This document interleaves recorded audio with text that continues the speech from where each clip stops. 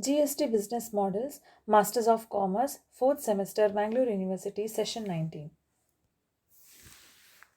In this session, you are going to learn about the e-way bills rules of 138 clause 6 to clause 10.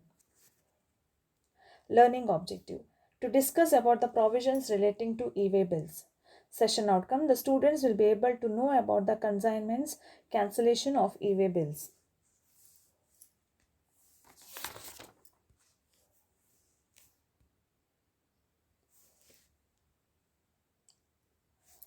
Multiple consignments transported in one conveyance.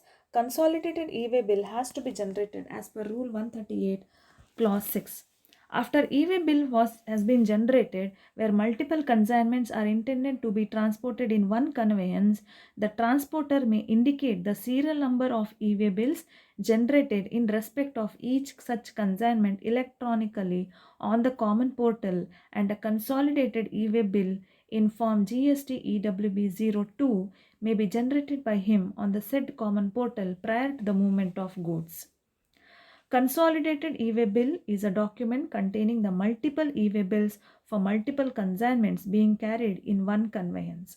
That is, the transporter carrying multiple consignments of various consignors and consignees in a single vehicle can generate and carry a single document, consolidated e-way bill, instead of carrying separate document for each consignment in a conveyance. Consolidated e-way bill is like a trip sheet and it contains details of different e-way bills in respect of various consignments being transported in one vehicle, and these e-way bills will have different validity periods. Hence, consolidated e-way bill does not have any independent validity period.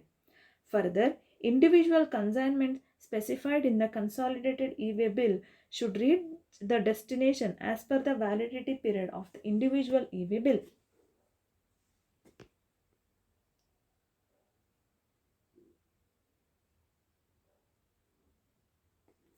Next, Rule 138 Clause 7 tells about the transporter to generate the e-way bill.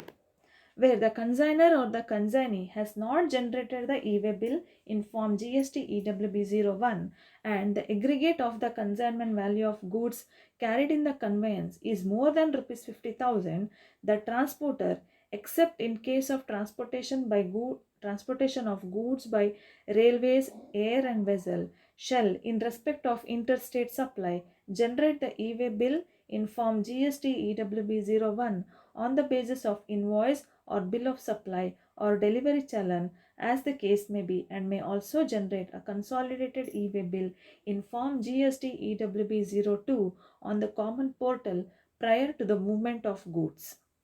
However, where the goods are to be transported are supplied through an e-commerce operator or a courier agency, the information in Part A of Form GST EWB01 may be furnished by such e-commerce operator or courier agency. Next, information submitted for e-way bill can be used for filing the GST returns. This is as per Rule 138 Clause 8. The information furnished in Part A of Form GST EWB01 shall be made available to the registered supplier on the common portal, who may utilize the same for furnishing the details in Form GSTR1. Information to the unregistered supplier.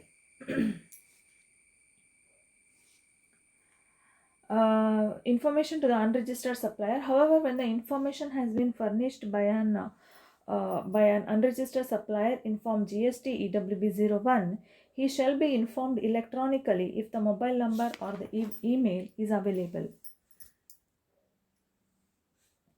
Cancellation of e-way bill. Rule 138 Clause 9. Where an e-way bill has been generated but goods are either not transported or are not transported as per the details furnished in the e-way bill, the e-way bill may be cancelled electronically on the common portal, either directly or through a facilitation center notified by the commissioner within 24 hours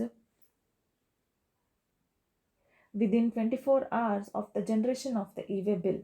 However, an e-way bill cannot be cancelled if it has been verified in transit in accordance with the provisions of Rule 138b. The unique number generated shall be valid for a period of 15 days for updation of Part B of Form GST EWB 01. Validity period of e-way bill or the consolidated e-way bill. Rule 138, Clause 10. Suppose if a transporter has traveled up to the 200 kilometers, then the validity period of e-way bill will be 1 day in cases other than the over-dimensional cargo or the multimodal shipment in which at least one leg involves the transportation by ship. Second, suppose if it is more than 200 kilometer, then for every 200 kilometer or part thereafter one additional day in cases other than over-dimensional cargo or multimodal shipment in which at least one leg involves the transportation by ship. Third, up to 20 kilometers, 1 day in case of over-dimensional cargo or multimodal shipment in which at least one leg involves transport by ship. Next, for every 20 kilometers or about 20 kilometers, then for every 20 kilometer or part thereof thereafter, one additional day in cases other than over-dimensional cargo or multimodal shipment in which at least one leg involves transportation by ship.